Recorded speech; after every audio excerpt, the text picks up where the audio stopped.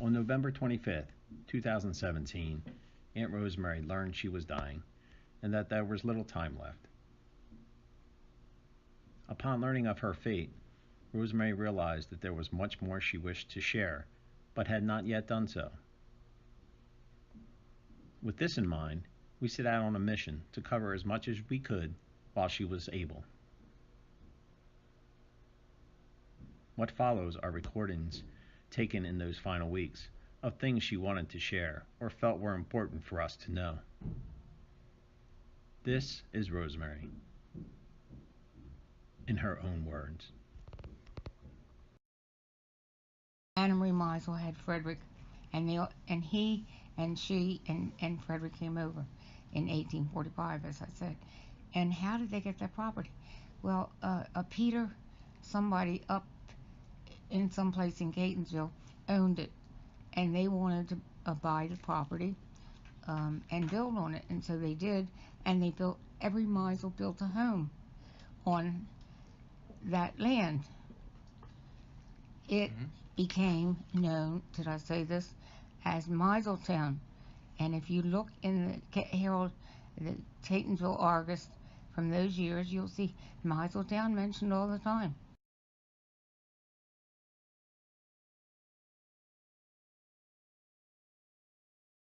Well, I tried, before I came to the hospital, there was a map someplace in my room that I did that for. It had Catonsville. It was a larger map of Catonsville, but I was trying to show where the places were that we knew and had been to. And I was writing that and stuff. I don't know what happened to it, but it is true. Well, let me ask you this. What is the connection? What was there first, Meiseltown or Salem Lutheran Church? Meiseltown. Meiseltown built Salem Lutheran. A church is built out of granite. Is that where your mother and father are buried? Yes. Where they're buried are all the other Meisels that had to do with the church. But the church. That's what I'm asking you. What's the connection to the church?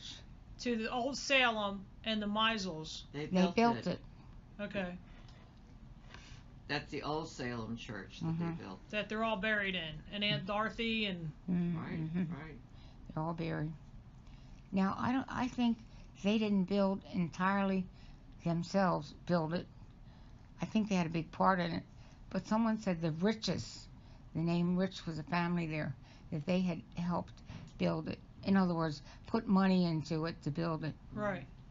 Mima used to tell us how she and what was the girl's name? The father that lived on the property that had to take care of it and ring the bell every 6 hours was her good friend. And they would run around. There was a school on the property, like a little square wooden structure, and it was a one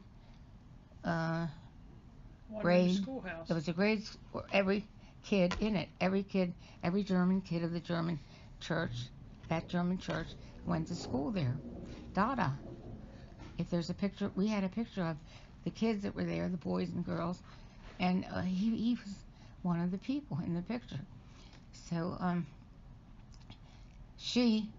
Mima, not being a Lutheran, would run around and they would ring the bell for the guy that was supposed to ring the bell. The daughter of, as I said, the daughter of the guy that was taking care of the property was Mima's friend, who they used to play around in that room, that schoolroom, and as I said, ring the bell. All right. Now Mima she grew up in the big house, right, on the other side of Salem, and that's how she sort of ran into Dada and all those guys. Is that right? Right.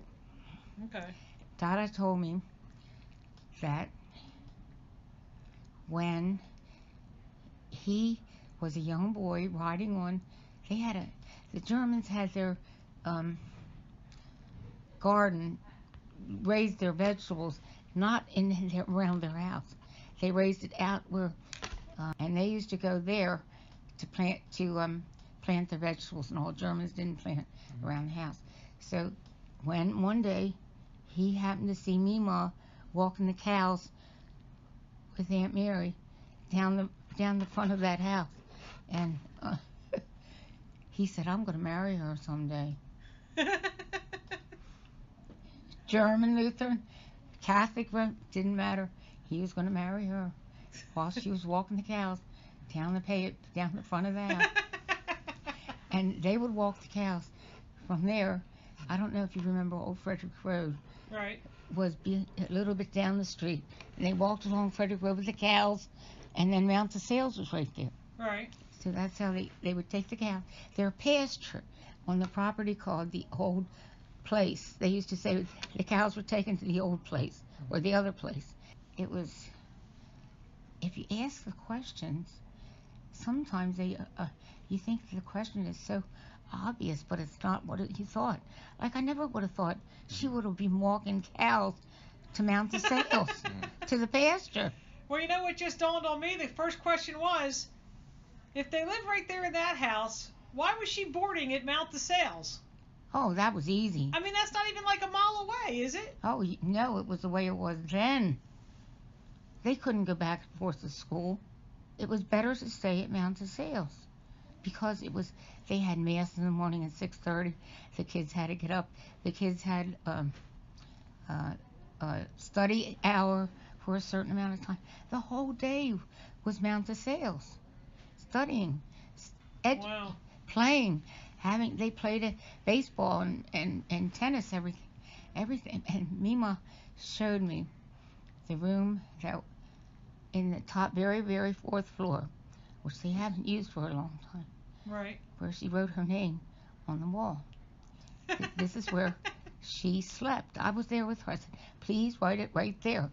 It was a corner room looking out over the front of the school and the harbor and everything. And Aunt Mary was right next to her. Okay. And they had, as she said, a bed, a basin, which you had to get water in every day, and a curtain around it. Everybody had a curtain around. And at night, Sister Regina, their sister that was in charge of the people that were there at night, the girls, the whole room was open. It wasn't a little division. And the whole, Sister Regina would draw them together by this little, which was still there, altar, a wooden altar, with like a tabernacle, nothing in it, but a tabernacle and a cross. And she would gather them together in front of that altar to say their night prayer. And she slept up there with them, Sister Wow. Regina. Huh.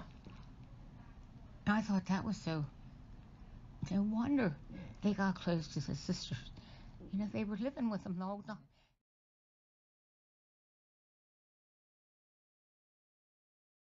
Hyde Avenue was just called New Cut Road. And they bought the property on the left side of the road from the bottom of the hill of Ingleside, and I think it's Howard, I don't know, it's some other street right there. They bought the property all the way up to the last street up there. I'm not sure what street it was, I can't remember. And they all developed homes. They were carpenters, and they had a sign out in front of the grandfather, which is building 517 Ingleside Avenue. Now, it was called New Cut Road then. Well, he built his own home. It's still there. It's beautiful German stuff. When I say German stuff, he had little curly cues in the wood, in the valance that went on the roof, and the house next door was his father's.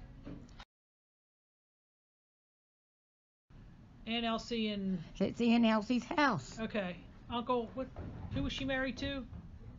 Ray Uncle Ray. Yeah. Cheney. Okay. Right. So Aunt Elsie rented it from Mare because Mare was the oldest child of the family when her father died, and he left the house to her. Okay. So it was Dada and Mare's father that built the house. Yes. Okay. And the house next door to it was built by his father. Okay. That would be 515, I think. It's a smaller home. It doesn't look like it's as professional as this one. But if I could get Decca to get you the picture. In fact, I think it's on the computer of the home that's still there, 517, but it had a great big barn in the back, and in the front of the barn was a sign that said Frederick Meisel and Sons, Carpenters. And they built many of the houses in Catonsville, Forest Park, and all those new houses that went up. And they were the major builders. You can read about them in the Herald Argus. It'll say some of the major builders of the time were blankety blank and Frederick Meisel. And he, of course, when Frederick Meisel the second died, he left it to his daughter, Mare. It was Mary, but we called her Mare. Right. The rest of the family didn't like it that we called her Mare. They thought we should call her Aunt Mary. But we had an Aunt Mary, Wurtzer, so we called her Mare. She liked it. So she owned the house, 517 Ingleside Avenue, and she rented it to Uncle Ray and Aunt Elsie. Now, how are Uncle Ray and Aunt Elsie connected to Mare? Her sister. Okay. Elsie's her sister. Okay. There were 3 girls, Mare, Elsie, and Louise.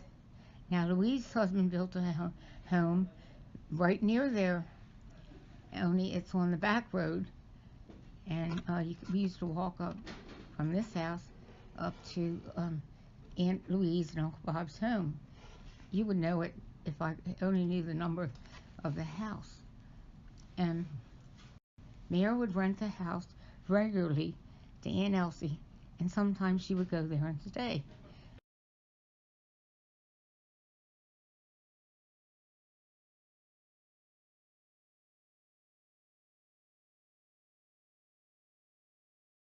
Uncle Ray got on her nerves so bad.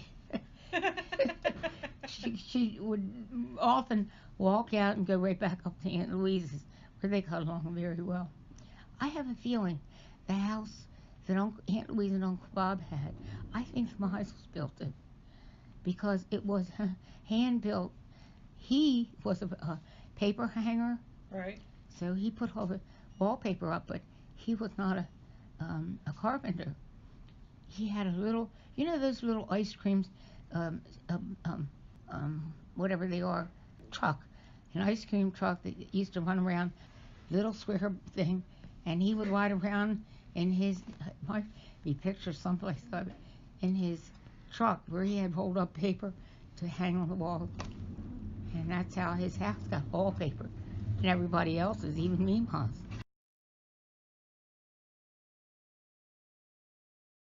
I was still on grandmother's property, and then I would walk down and go into grandmother's kitchen and eat my blueberries or whatever. But it was like a fanciful time, like a time you never ever get again. And it made me feel like I was really belonging to this family, the Kerwin family. That's why I wrote the Kerwin book, because I felt, and I can still see grandmother, you know how you would have a big mirror and the lady would sit in front of it and take her hair down at night. It was all rolled up, and she would sit there, and she either had in a big bun or something, and she would take it down and let it grow as long, and then she would get in bed. But I had this view of her as a child from her own bed, and Skippy and Peggy were in the room next door, and they were jumping from bed to bed, throwing pillows at each other. Mother and Dad were up in what we call the attic, but it was a room up in the attic where there was a gold, beds that are gold, whatever, brass, I guess. That was where they were, and where grandmother and I were across from her, from Skippy and Peggy. And in the back was Uncle Bernie, and he wasn't there then, he had died, but was his bed. So that house had so many wonderful memories of just the family. And the Burnses were related. the grandfather, the grandmother's father was a Burns. She was a Burns,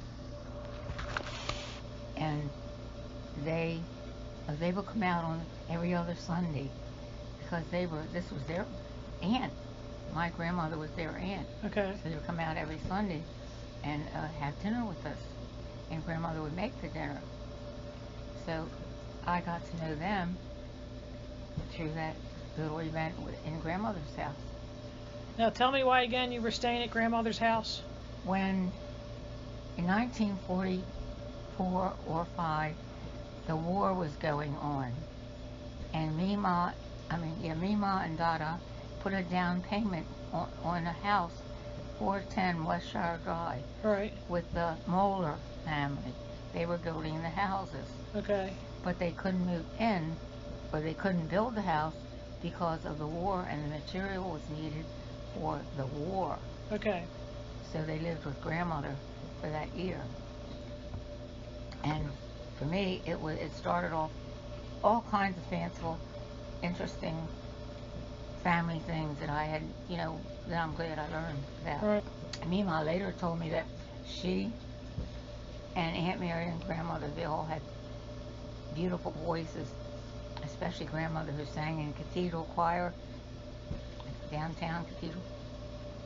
And they would sit on the front porch and sing hymns. So, there's so many interesting things that you learn about your family that you have to talk to them about it, because it makes your world bigger.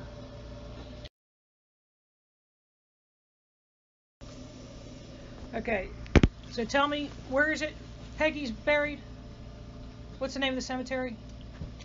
The new cathedral on Frederick Road. And what did you just tell me They're about? in the plot. I think it's KK or MM. I'm not sure, but you can find out at the place right there. Right. I have it all marked in my record of it, but I can't remember. And there are about, I'm not sure, I would say I have this all in the record. Maybe 4. And I think there can be 10. So there's room for many more. That can be buried there for free. If you're a descendant.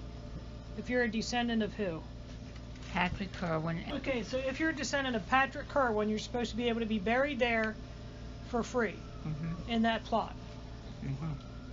And the other thing is, I wonder if any of you put a tombstone there. Yes. Did you? Yes. Just so you know, that we do still make sure that there is something on the graves for every Christmas. We go to Salem Lutheran and we put one on Mima and Dada's, and then we go down and we put one on Peggy's.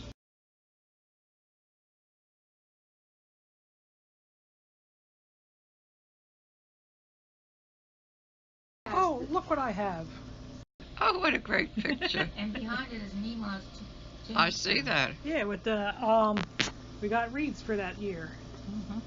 And there's Peggy's. Actually, let me blow it up. Oh for yeah, you. I want to see it. Now I want to see Margaret Meisel, young, 1938 to 2003. Where is your father buried? He's in the same cemetery with all the skeletons. He's over in the corner. With the young family? Yeah, He's over in the corner. he is in the corner. Right, with his parents, right? Aren't Probably. his parents in there I too? don't know. Deckett knows. Oh, yeah. Deckett knows where all that is, because he actually drove us over there one year to do all that. Yes.